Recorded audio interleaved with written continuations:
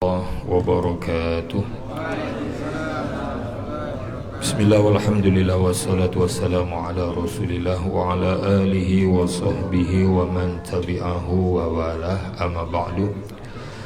Alhamdulillah, kita bersyukur kehadirat Allah subhanahu wa ta'ala malam yang penuh berkah ini, Lailatul Azhar, malam Jumat. Kita melaksanakan khatmul Quran, walaupun juz'iyahnya kita baca di rumah kita masing-masing tanpa mengurangi daripada apa yang kita inginkan, yakni menjadikan Al-Quran sebagai aurat kita, ya. Al-Quran dijadikan sebagai bacaan rutin kita, sebagaimana doa yang kita panjatkan ketika kita berwudu, waktu kita berkumur-kumur, kita memohon kehadirat Allah subhanahu wa ta'ala.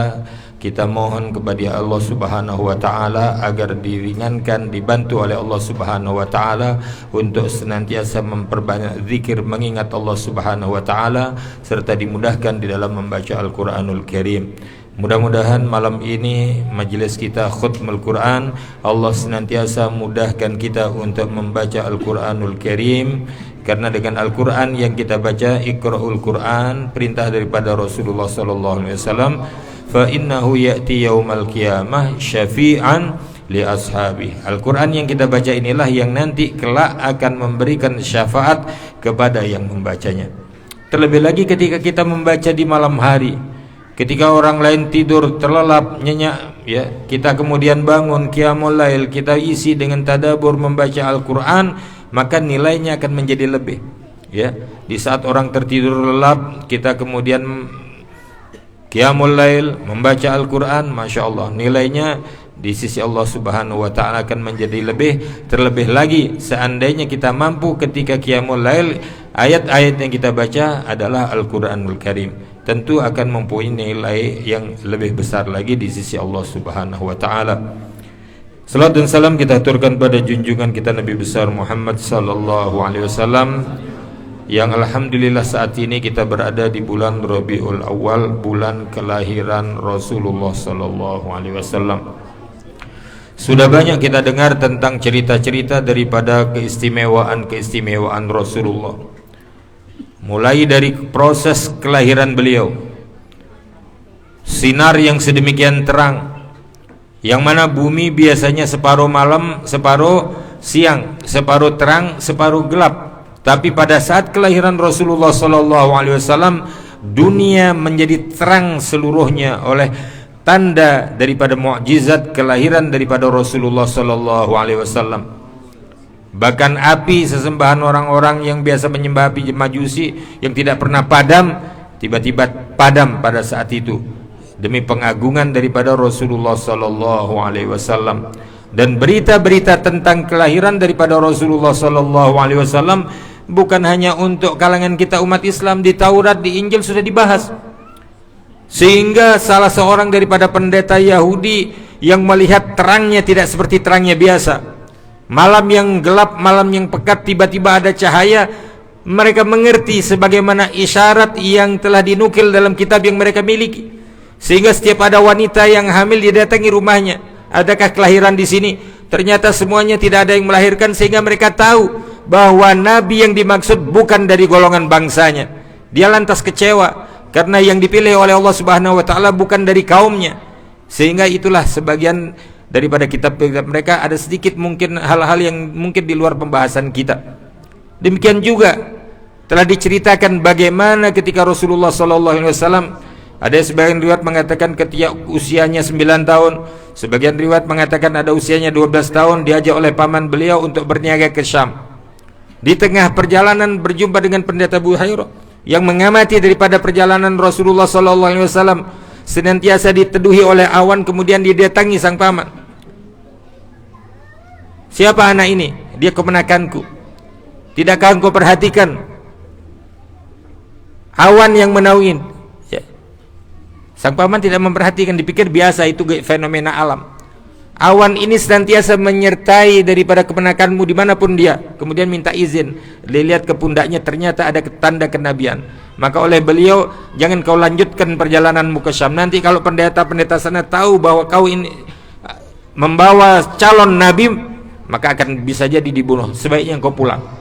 Karena tanda-tanda nubuahnya sudah kelihatan. Beliau perjalanannya senantiasa dinaungi oleh awan sehingga tidak pernah kepanasan, ya. Disuruh pulang. Dan bahkan ketika beliau diangkat oleh Allah menjadi rasul dengan diturunkannya surah Al-Alaq, ya, Iqra, Rasulullah pertama kali nggak paham. Iqra ya Muhammad ma'ana biqari, saya nggak bisa baca.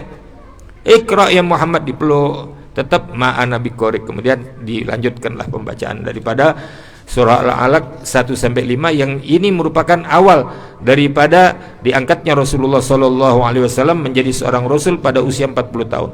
Kemudian dia pulang, zammiluni, selimuti aku. Melihat kejadian seperti ini, Sayyidatuna Khadijah sang istri senang. Tidak mungkin ada sesuatu yang bilang engkau seorang yang jujur. Masa kejadian-kejadian sebelumnya sudah meyakini Sayyidatuna Khadijah bahwa suaminya ini bukan orang sembarangan. Waktu diajak berniaga, keuntungan yang diperoleh sedemikian banyak. Kemudian datang jodohnya. Ketika itu beliau berusia 40 tahun, Rasulullah umur 25 tahun. Kemudian pada usia 35 tahun ketika perbaikan Ka'bah, mereka pada berikhtilaf siapa yang bakal memperoleh kehormatan untuk meletakkan kembali Hajar Aswad. Kemudian disimpulkan siapa yang datang, maka dialah yang akan ternyata yang datang Rasulullah. Maka dengan bijak Hajar Aswad diletakkan di tengah surban beliau, masing-masing kepala suku dipanggil untuk memegang ujung daripada surban, kemudian diangkat dan diletakkan kembali ke tempatnya, sehingga dikatakan beliau ini Al-Amin, orang yang dipercaya. Singkat ceritanya, Sayyidatuna Khadijah mendatangi sang paman seorang pendeta. Kemudian melihat daripada apa yang diceritakan dan mendengar apa yang diceritakan oleh Sayyidatuna Khadijah, fahamlah bahwa beliau sudah mulai tidak melihat. Kata beliau apa? Engkau seorang rasul yang dipilih oleh Allah Subhanahu wa taala. Seandainya aku masih hidup dan aku menyaksikan kau diusir, maka aku akan ikut membelamu. Kata Rasulullah, aku kan tidak ada punya musuh. Aku dijuluki Al-Amin, orang yang dipercaya. Bagaimana nanti kelak engkau ketika menyampaikan dakwamu, kau akan diusir oleh kaummu. Ini yang aku baca di Taurat. Ya, demikianlah di Injil maksudnya, ya. Jadi ini yang dibaca, sehingga kata beliau, seandainya Allah masih memberikan umur kepadaku, maka aku akan membelamu, ya. Artinya apa?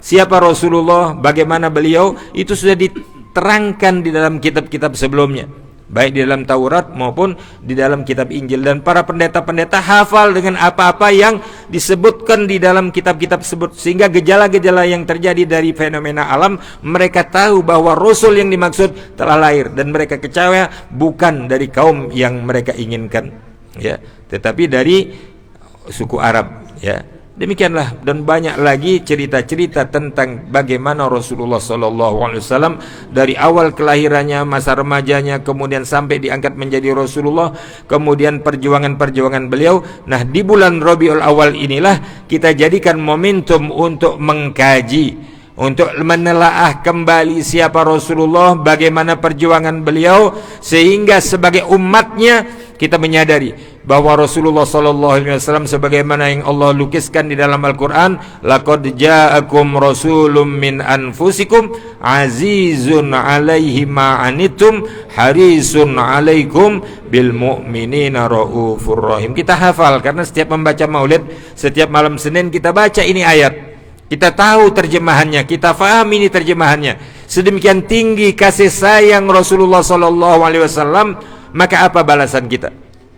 Ya. Sehingga di dalam rotib yang kita baca, jazallahu anna sayyidina Muhammadan sallallahu alaihi wasallam khaira, jazallahu anna sayyidina Muhammadan sallallahu alaihi wasallam ma huwa ahlu. Ya.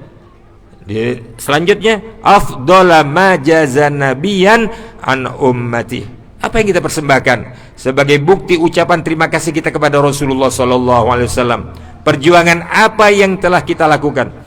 Apa yang kita lakukan demi membahagiakan Rasulullah SAW? Kalau orang tua kita, kerabat kita yang telah wafat, ya, tentu beda apa yang kita berikan ketika kita masih hidup. Ketika orang tua kita, ayah kita masih ada di sisi kita, maka pemberian yang terbaik yang menyangkut unsur duniawi, mungkin makanan yang lezat-lezat, makanan yang enak-enak, setiap kita pergi dari mana kita kasih orang tua kita.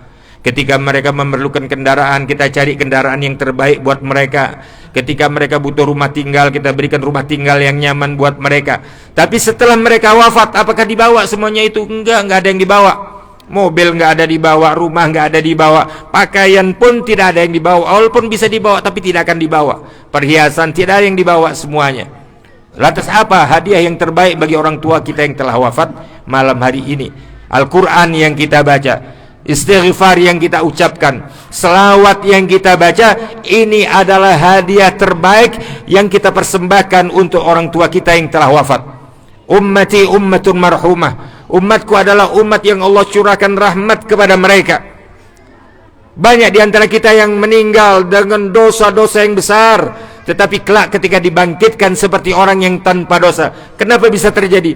Bistighfaril ahya lil amwat. Dengan istighfar anaknya, dengan istighfar santri-santrinya, dengan istighfar sahabat-sahabatnya, dengan tulus dan ikhlas dibacakan. Ini bisa menjadi sebab yang tadinya mereka terazab oleh Allah Subhanahu wa taala kemudian memperoleh ampunan di sisi Allah Subhanahu wa taala.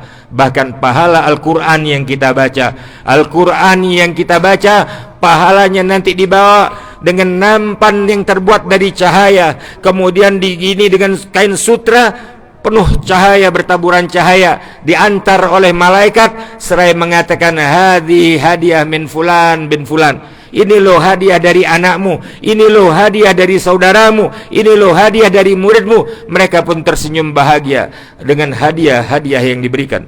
Mudah-mudahan apa yang kita lakukan betul-betul menjadi hadiah yang terindah bagi orang tua kita, ayah kita, ibu kita, saudara kita yang telah wafat, bahkan anak kita yang telah wafat, menjadi hadiah terindah buat mereka. Dan ini yang dapat saya sampaikan pada malam hari ini, mudah-mudahan bermanfaat. Selanjutnya ditambah oleh Bapak Kifatul.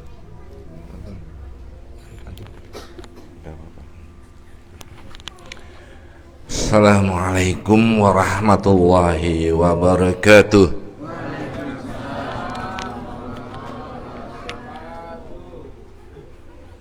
Bismillahirrahmanirrahim. Alhamdulillahi rabbil alamin. Wassalatu wassalamu ala sayyidina Muhammadin sayyidil awwalin wal akhirin wa ala alihi wa sahbihi wa man ihtada bihadihi ila yaumiddin. Amma ba'du, fa ya ayyuhal hadirun wal hadirat rahimakumullah, usikum wa nafsi bitaqwallahi faqad fazal muttaqun. Ibu, bapak dan saudara rahimakumullah, wabil khusus sahib hadal majlis, Bapak Yai Haji Rashid, kemudian Bapak Yai Haji Burhan,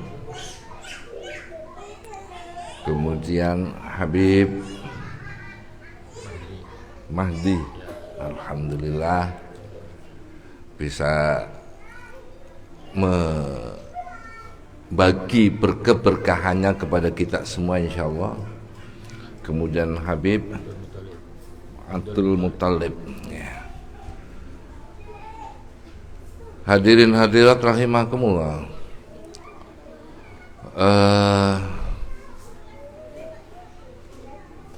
pada malam hari ini, malam hari yang keempat Rabiul Awal, kita memasuki bulan yang penuh berkah, karena pada bulan inilah Nabi kita Muhammad sallallahu alaihi wasallam dilahirkan. Kalau kemarin saya menjelaskan tentang bagaimana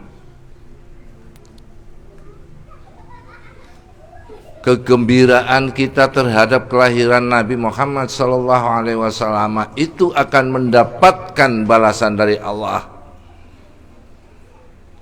apabila kita melihat orang kafir saja bisa mendapatkan manfaat.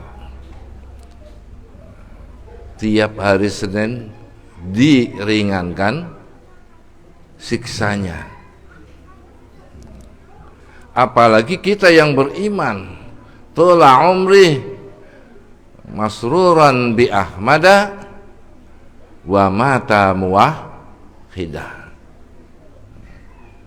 Sepanjang umur kita itu selalu gembira dengan datangnya bulan Rabiul Awal, karena tahu bahwa di bulan inilah lahir Nabi yang mulia.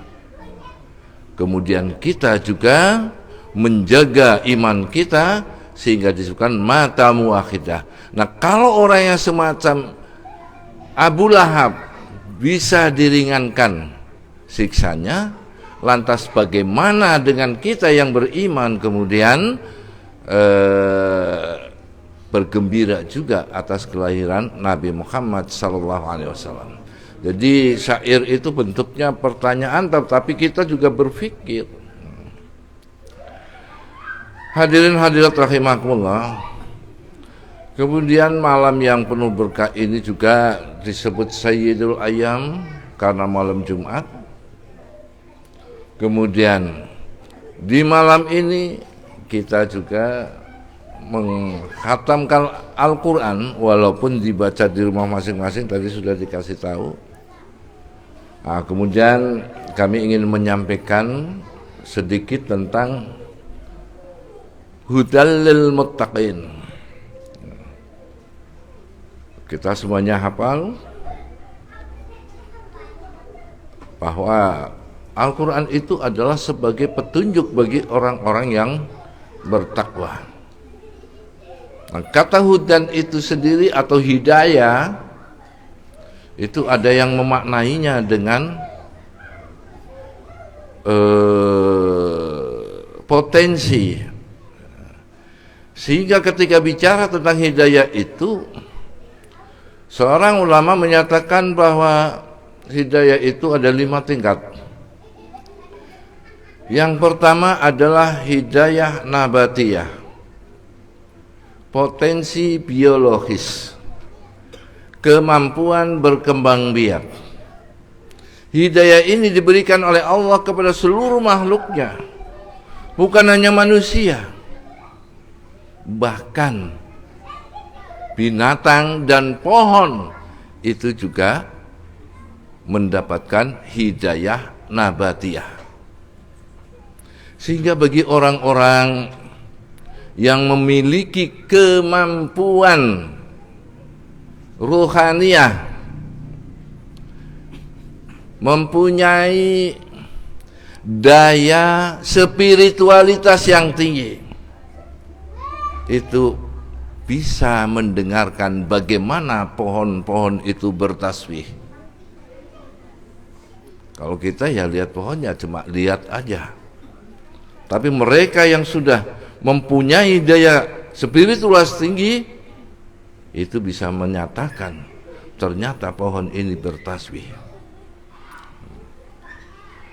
Kalau hidayah tingkat pertama tadi diberikan kepada seluruh makhluk, maka hidayah tingkat yang kedua yang disebut dengan hidayah ghariziyah, potensi instinktif, kemampuan berinsting. Jadi kalau kita lihat ada binatang dididik sedemikian rupa, kemudian dia menjadi penurut, kemudian dia menjadi setia, loyal terhadap pendidiknya, maka dia itu setia bukan karena intelektual, tetapi karena ghariziyah, karena ada naluri, karena ada insting. Dalam hal ini saya baru saja mendengar dari seorang teman sebuah riwayat yang belum sempat saya tanyakan apakah riwayat ini sahih atau dhaif. Karena apa? Saya dididik oleh orang tua saya. Kalau sudah mendengar cerita dari orang yang memang sudah dipercaya, janganlah bertanya itu dhaif atau sahih. Tetapi lihat konten dari cerita tersebut mendidik kita atau tidak. Sekarang banyak orang yang ketika mendapatkan informasi yang bersifat religi, Mereka kemudian bertanya, ada hadisnya enggak? Ketika dijawab, oh ada hadisnya, sahih apa enggak? Padahal seandainya dijawab ini sahih, riwayat an ini, enggak ngerti juga. Tapi begayaannya itulah. Hadirin hadirat rahimakumullah, cerita tadi tentang Rasulullah sallallahu alaihi wasallam pada suatu saat terfikir oleh beliau, kenapa Allah menciptakan cacing? Cacing, binatang yang ya menjijikkan, binatang yang ya kalau kita lihat kayaknya geli gitu ya. Jadi Rasulullah kok, maka kemudian oleh Allah Subhanahu wa taala diberikan wahyu kepadanya. Ya Habibi, wahai kekasihku, aku menciptakan cacing itu karena aku ingin mendengarkan tasbihnya yang diucapkan setiap hari 1000 kali subhanallah walhamdulillah wa la ilaha illallah wallahu akbar. Kemudian saya juga ingin mendengar selawatnya yang diucapkan setiap malam 1000 kali. Allahumma salli ala Muhammadin nabiyil ummi wa ala alihi wa sallim taslima. Itulah makanya karena di dalam salawat ini ada kata al-ummi, disebutlah salawat ini adalah salawat ummi. Ibu dan saudara rahimakumullah. Kemudian itu tadi yang kedua, hidayah ghariziyah, diberikan kepada manusia dan binatang. Pohon nggak dikasih hidayah ghariziyah. Sebab apa? Ya kasihan para petani. Hidayah nabatiyah itu kemampuan berkembang, hidayah ghariziyah itu kemampuan insting. Kalau kemudian tanaman juga diberi insting, insting itu ketika lapar mau makan, ketika haus mau minum. Sehingga ayam itu cari makanan dan semua binatang.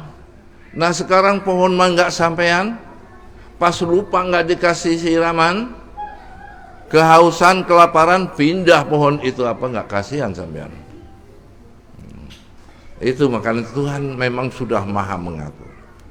Maka hidayah yang berikutnya adalah hidayah akliyah, potensi intelektual, kemampuan berpikir.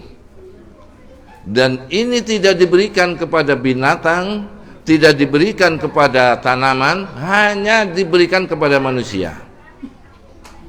Sehingga perbedaan antara manusia dan binatang itu terletak pada apakah dia pandai berpikir atau tidak.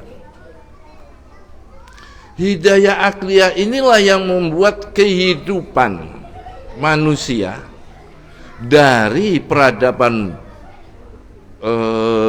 purba yang tidur cukup ke gua, tapi kadang masih ada pengganggu binatang buas. Kemudian bikinlah tempat tidur di atas pohon. Setelah itu berlangsung lama, ternyata masih kurang aman. Kemudian bikin rumah yang penting rapat gitu ya, teduh, bisa dari anyaman bambu, terus berkembang sampai rumah beton. Untuk tidur pun tadinya cukup tikar, bantalnya cukup batu, berkembang sampai sekarang ada bahkan kasur yang dari udara ya. Jadi berkembang terus. Ini hasil dari hidayah akliyah. Nah, hidayah akliyah diberikan kepada semua manusia, tetapi manusia dengan hidayah akliyah ini belum mempunyai kemampuan untuk beragama. Kita membaca sejarah. Yunani adalah bangsa yang sudah mengenal peradaban maju, tetapi mereka tidak mengenal Tuhan. Mereka bahkan sudah berpikir bahwa segala sesuatu ini berasal dari yang satu, tapi yang satu itu apa? Belum bisa, karena bangsa Yunani itu lahir di wilayah Timur Tengah, tapi yang bagian Eropa tidak diturunkan Nabi kepada mereka, sehingga mereka menjadi orang-orang pintar, tetapi tidak bisa mengenal Tuhan, walaupun sudah mengenal segala sesuatu bersumber dari yang satu. Hadirin rahimakumullah. Jadi hidayah tingkat ketiga itu tadi untuk seluruh manusia. Kemudian Allah Subhanahu wa taala dengan kasih sayangnya memberikan hidayah tingkat berikutnya yang disebut dengan hidayah diniyah. Potensi religiusitas, kemampuan beragama. Kalau kita ingin tahu bahwa hidayah ini memang diberikan oleh Tuhan, manusia dengan pikirannya tidak akan nyampe. Sejarah membuktikan, kalau tadi bangsa Yunani dengan kemajuan peradabannya tapi mereka tidak bisa mengenal Tuhan, maka kita mencoba melihat sejarah Nabi kita Muhammad sallallahu alaihi wasallam. Apakah yang namanya Walid bin Khuwailid itu tidak tahu bahwa Quran itu benar? Apakah Abu Jahal itu belum paham bahwa Nabi kita Muhammad sallallahu alaihi wasallam itu menerima wahyu dari Allah? Dalam satu kisah, tadi sudah dikisahkan, tapi yang bagian ini belum. Saya memang mendengarkan baik-baik ya. Nanti kalau ada yang belum dikisahkan, karena sejarah Nabi itu kalau kita baca ya sehari semalam mungkin belum selesai. Makanya ya kita kalau dengan waktu yang tadi hanya sekitar 15-20 menit pasti ada nih yang, yaitu ketika Walid bin Khuwailid, ya, bapaknya Khalid bin Walid, kemudian Abu Jahal dan Abu Lahab bertemu di suatu perempatan. Katanya, nah, kamu dari mana? Sekedar jalan-jalan, cari angin. Kata Abu Lahab, cari angin apa cari angin? Nggak usah bohong lah, kita kan sama-sama satu ide, satu pikiran, tidak ada dusta di antara kita, kata orang sekarang. Maka akhirnya Walid bin Khuwailid itu mengaku, saya baru saja mendengarkan Al-Quran dengan sembunyi-sembunyi. Betapa indahnya bahasa Al-Quran itu. Dan ini sebelum saya lanjut, saya ingin menyampaikan juga, keindahan Al-Quran itu bukan hanya dari mana susunan bahasa, tetapi dari susunan huruf pun Al-Quran sudah punya keluar biasaan. Yang dimaksud dengan susunan huruf itu, kita mencoba membaca Fatihah, mohon maaf, tapi dengan suara yang lurus. Bisa enggak? Tidak akan bisa. Karena apa? Huruf disusun oleh Allah Subhanahu wa taala mengandung irama, mengandung musik. Orang baca Fatihah dengan benar sebagaimana yang Kanjeng Rasul sallallahu alaihi wasallam baca, pasti baik diupayakan untuk supaya merdu ataupun tidak diupayakan, asal baca Al-Quran pasti ada irama. Sehingga seorang musisi dari Jerman yang namanya Goethe, yang kemudian nama besarnya itu dipakai menjadi nama Universitas Goethe di Jerman sana, itu masuk Islam tapi sembunyi-sembunyi, kemudian berpesan kepada jamaahnya, kepada pengikutnya, kalian boleh cerita bahwa saya adalah muslim tapi setelah saya meninggal. Kenapa? Dia musisi yang terkenal. Kalau kemudian diketahui masuk Islam, orang kafir yang tadinya sebagai penggemar bisa-bisa mundur, nggak mau jadi penggemar lagi. Itu alasannya. Jadi masuk Islam tapi sembunyi-sembunyi. Yang ingin saya ceritakan adalah kenapa dia masuk Islam. Ternyata hasil rihlah, hasil jalan-jalannya ke wilayah Timur Tengah, mendengar sholat orang jamaah, imamnya membaca walaupolin, makmumnya amin. Makanya kalau kita mendengar musik, apa ya istilahnya, musik klasik, itu biasanya berakhir dengan kan itu ya, bagi yang sudah pernah mendengar. Baik, saya ingin menyatakan bahwa Al-Quran itu mempunyai kekuatan bukan hanya dalam bahasa, bukan hanya dalam susunan bahasa, tapi susunan huruf pun bisa menjadikan orang masuk Islam. Baik, tadi sampai kepada hidayah diniyah, menceritakan tentang pertemuan 3 tokoh Quraisy yang tahu bahwa Al-Quran itu benar, yang tahu bahwa Muhammad sallallahu alaihi wasallam adalah utusan Allah, tapi mereka tidak mau mengakui karena bisa dengan alasan, kalau menurut yang saya baca, Al-Walid bin Khuwailid itu orang kaya raya, kemudian melihat pengikutnya Nabi kita itu orang miskin, dia takut nanti hartanya habis untuk perjuangan itu kalau bergabung dengan Islam. Kalau seperti Abu Lahab, kenapa tidak mau bergabung? Ya, Muhammad kan anak kemarin sallallahu alaihi wasallam. Yang ponakannya kan berarti anak kemarin. Walaupun tadi saya kisahkan di awal, Abu Lahab diringankan dosanya tiap hari Senin karena berbahagia atas kelahiran Nabi Muhammad sallallahu alaihi wasallam. Hadirin hadirat rahimakumullah. Tapi orang bisa mengatakan itu kan cerita lama, bisa seperti dongeng. Coba cerita yang agak baru lah. Maka saya juga ingin cerita yang agak baru ini. Dosen saya namanya Profesor Dr. Gunter. Dia bilang begini,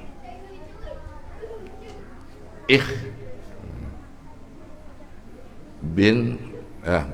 glaube kein Gott außer Allah, yang artinya ya asyhadu alla ilaha illallah. Cuma supaya agak keren sedikit lah bahasanya dikutip, padahal ya bisanya cuma segitu-gitunya. Ich glaube es ist kein Gott außer Allah, so we sind Bruder. Karena saya juga percaya la ilaha illallah, berarti kita itu bersaudara. Itu kata dosen saya. Saya mengatakan main. Kita itu bukan bersaudara. Kalau sama-sama anak Adam, yes, ya, betul. Tetapi kalau saudara seiman, belum. Dia pernah warum katanya. Kenapa? kalau Anda mau menyaksikan bahwa Muhammad sallallahu alaihi wasallam adalah utusan Allah, baru itu namanya seorang mukmin, yang berarti saudara seagama. Apa jawab dia? Waduh, berat untuk bisa mengakui bahwa Muhammad Rasulullah. Kenapa? Karena mereka orang Arab. Jadi hanya karena suku itu. Tadi kan juga disampaikan ya, orang Yahudi nggak mau mengakui. Kalau ini orang Jerman, bukan Yahudi, orang Jerman. Kenapa? Karena orang Jerman mengatakan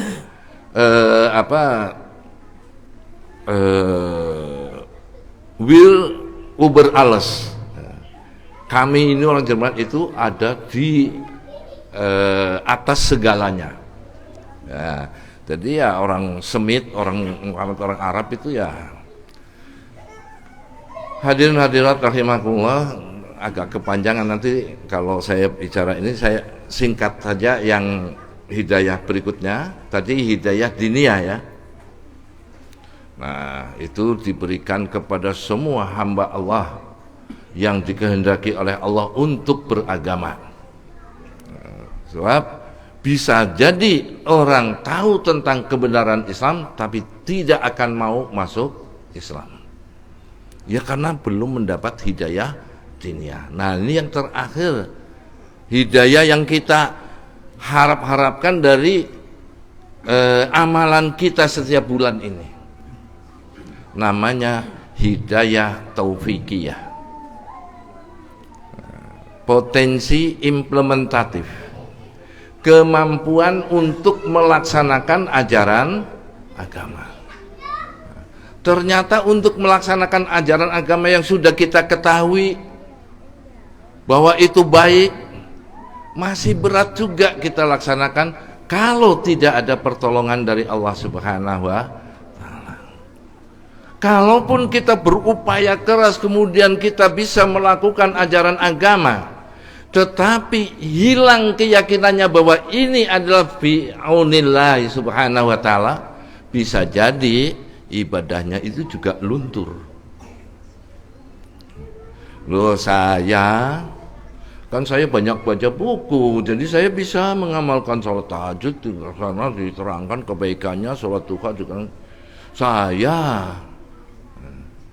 Yang benar adalah bahwa saya bisa melaksanakan karena ada pertolongan dari Allah Subhanahu wa Ta'ala. Itu yang hidayah taufikiyah, dan ini diberikan kepada minimal muslim yang melakukan sholat wajib 5 waktu. Kenapa?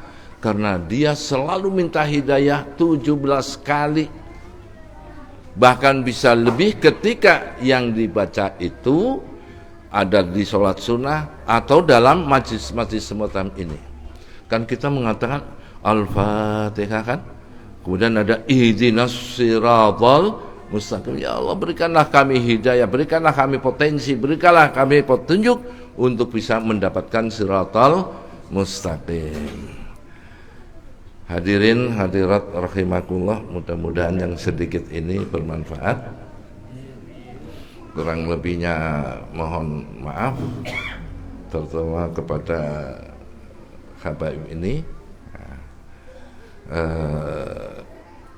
Mungkin saya bisa sedikit berpesan, walaupun mungkin pernah mendengar bahwa ada kewajiban kita mendidik anak bihubbi nabiyikum, itu jelas, wa hubbi itratihi, yang terakhir wa hubbi qiraatil Quran. Hub qiraatul Quran ini di dalam hadis katakan man saghalahu anil mas'alati man saghalahu qiraatul Quran anil mas'alah a'tahullahu khairum mimma sa'aluh. Jadi kalau orang sibuk baca Quran sampai lupa berdoa, ya, sampai lupa saya itu sebenarnya pengen ini, kan bisa terjadi itu. Maka Allah akan memberikan karunia yang lebih baik dibandingkan dengan apa yang mereka minta. Demikian, sekali lagi mohon maaf. Wallahu muwaffiq ila aqwamit thariq. Wassalamualaikum warahmatullahi wabarakatuh.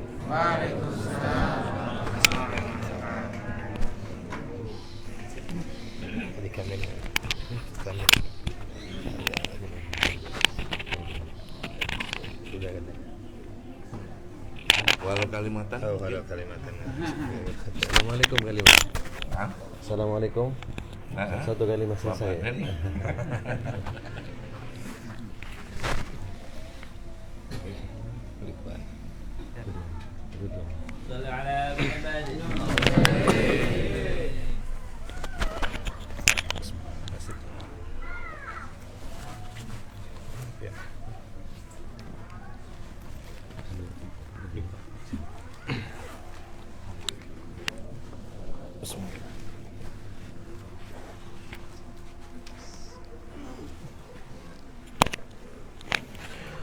Assalamualaikum warahmatullahi wabarakatuh.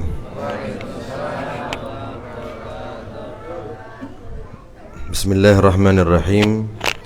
Alhamdulillahi rabbil alamin. Wassalatu wassalamu ala sayyidina Muhammadin wa ala alihi wa sahbihi ajma'in, amma ba'd. Yang kami muliakan, yang kami hormati guru kita bersama Al-Habib Abdul Muttalib bin Hasan As-Segaf, yang saya hormati, yang saya muliakan tamu kita Kiai Haji Salahuddin, Masya Allah, Kiai Haji Salahuddin yang hadir bersama kita pada malam hari ini, dan seluruh pengurus, seluruh tokoh dan Bapak Ibu sekalian yang dirahmati Allah Subhanahu wa ta'ala. Alhamdulillah, senang rasanya kita dapat berkumpul di majelis yang mulia ini. Harapan kita bersama, sebagaimana Allah kumpulkan kita malam hari ini, Allah kumpulkan kita kelak di hadapan Allah Subhanahu wa ta'ala dalam keadaan yang paling sempurna di bawah benderanya baginda Rasul Muhammad sallallahu alaihi wasallam. Subhanallah, ini sudah ditentukan oleh Allah.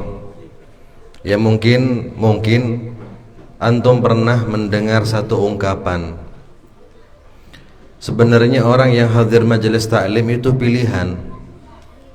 Allah yang milih antum hadir, bukan antum yang milih untuk hadir.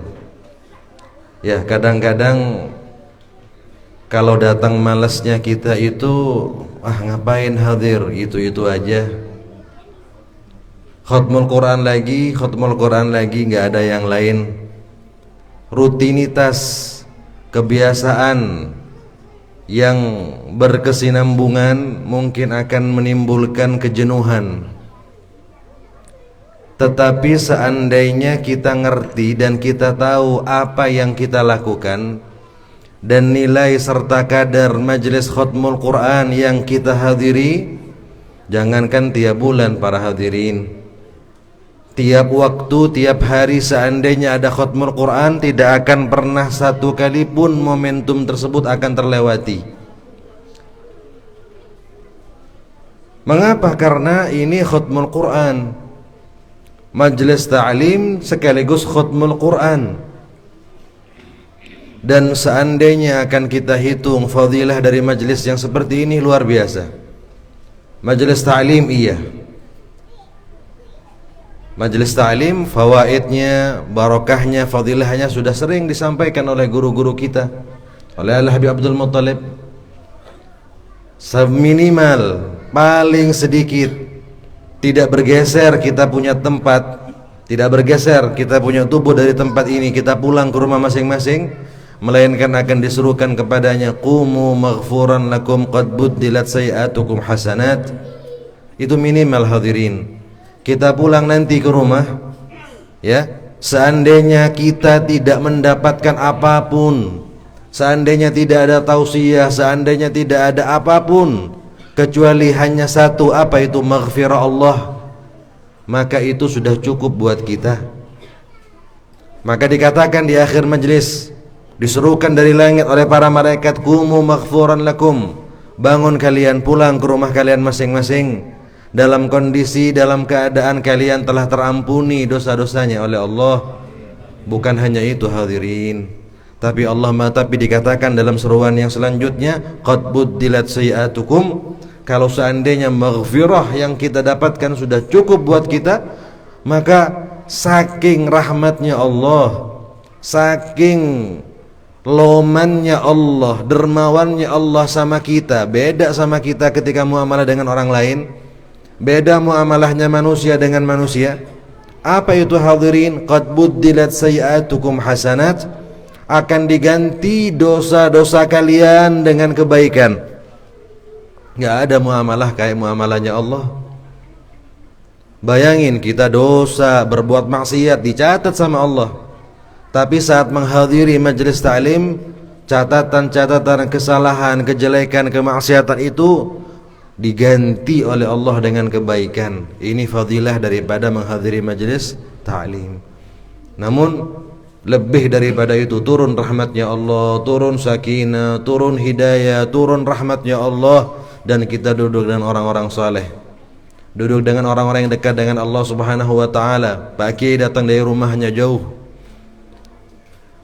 beliau datang ke tempat ini untuk dakwah sesuai dengan namanya Salahuddin, ya, senjata agama. Mudah-mudahan keberadaan beliau dimanapun, mudah-mudahan membawa berkah bagi umat Nabi Muhammad sallallahu alaihi wasallam.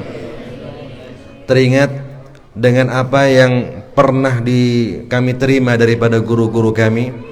Ada orang yang pernah bermimpi baginda Rasul Muhammad sallallahu alaihi wasallam. Ditanyakan, ya Rasulullah, siapa orang yang paling kau cintai?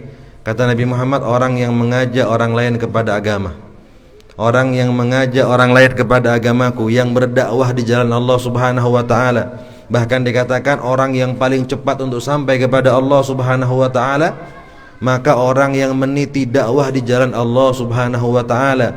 Pintu sholat terbuka, tapi banyak apa yang sholat. Kita mungkin bisa masuk dari situ, tapi berdesak-desakan. Yang zakat, yang haji, yang jihad. Tapi yang berdakwah kepada Allah, enggak semua orang diberikan kesempatan untuk bisa berdakwah. Mudah-mudahan kita semua bisa berdakwah dengan kemampuan kita masing-masing. Ada yang berdakwah dengan ilmunya, kita doakan semoga ilmu mereka bermanfaat. Ada yang berdakwah dengan hartanya, punya harta Masya Allah. Ya, harta itu jangan disimpan di lemari di bank, manfaatkan. Ada yang punya uang di bank? Enggak ada. Siapa yang punya uang di bank ini? Enggak ada yang punya. Yang bilang itu punya uang banyak gitu. Sedekahkan fisabilillah, bantu pesantren, bantu musalla, bantu anak yatim, bantu para ulama, bantu dakwah mereka. Itu bagian daripada jihad. Habib, saya enggak punya ilmu, enggak punya harta. Antum sehat, kuat, iya, bantu dengan tenaga antum. Tenaga sehat, kuat, bantu dengan tenaga. Angkat ini, angkat itu, ya, angkat karpet dengan tenaga kita. Itu termasuk jihad fisabilillah. Ada yang nggak bisa dengan apa? Dengan pikiran.